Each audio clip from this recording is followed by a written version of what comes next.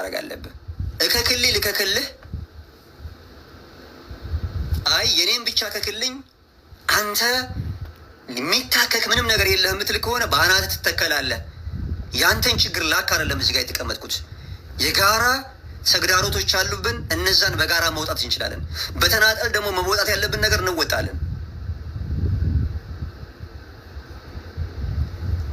አንተ የመንግስት ተቃዋሚ ስለሆንክ በአንተ ሞዳሊቲ ሁሉም የመንግስት ተቃዋሚ መሆን አለበት ብለህ የምታስብ ከሆነ መሀይምነትን ነው። አንድ ሙስሊም አንድን የሀገር መሪ ወይም ደግሞ አንድን ስርዓት የሚቃወምበት የሚደግፍበትን መስመር አንተ አታሰምርለትም። ማን አንተ?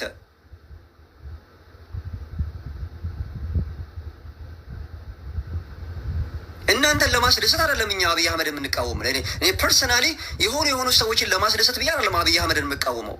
እየሄደበት ያለ መንገድ ትክክል መስሎ ስላልታየኝ ይቃወማለሁኝ። ካስተካከለ ደግሞ እኔ የእናቴ ልጅ መቶ አይደለም እንትኑ ላይ የሚቀመጥበት ስልጣኑ ላይ የሚቀመጥበት።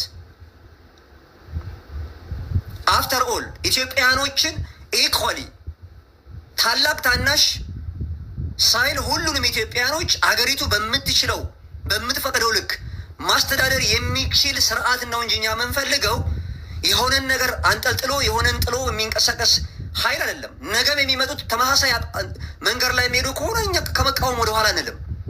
ጀዋር መሐመድ የኢትዮጵያ ጠቅላይ ሚኒስተር ቢሆንና አብይ አህመድ የሚሰራውን ስራ ቢሰራ ከመቃወም ወደኋላ አንልም። እኔ ጀዋር ስሙ የሙስሊም ስለሆነ ወይም ሙስሊም መሆኑን ስላወቅኩኝ ፍጹም ነው ብዬ አይደለም እኔ ጀዋርን የምደግፈው ወይም ደግሞ የጀዋርን ሀሳብ የምከተለው። የጀዋርን ሀሳብ የምገዛው በማህበረሰብ ስም የሚሰሩ በደሎችና ግፎች ነገ ዋጋ ያስከፍላሉ ብሎ ስለሚያምን ያን ሀሳብ ስለምረዳው ነው ስለምገዛው ነው እንጂ ጀዋር ፍጹም ስለሆነ ጀዋር በወጣ በአንድ ሳምንት ውስጥ የኢትዮጵያ ሙስሊሞች ጥያቄ የሚፈታ የሚመስላቸው ደናቁርቶች አሉ። ይሄን ላይ እንደዚህ የሚባል ነገር የለም። ገብረ ማርያም የሚባል ሰው ስልጣን በያዘ በማግስቱ የኢትዮጵያ ክርስቲያኖች ጥያቄን የሚመልስ የሚመስላቸው ደናቁርቶች አሉ። ነው አይደለም። የዓለም ፖለቲካ እንደዛ አይደለም። በነገራችን ላይ ኢትዮጵያ ኤሌን አይደለችም። በዓለም ውስጥ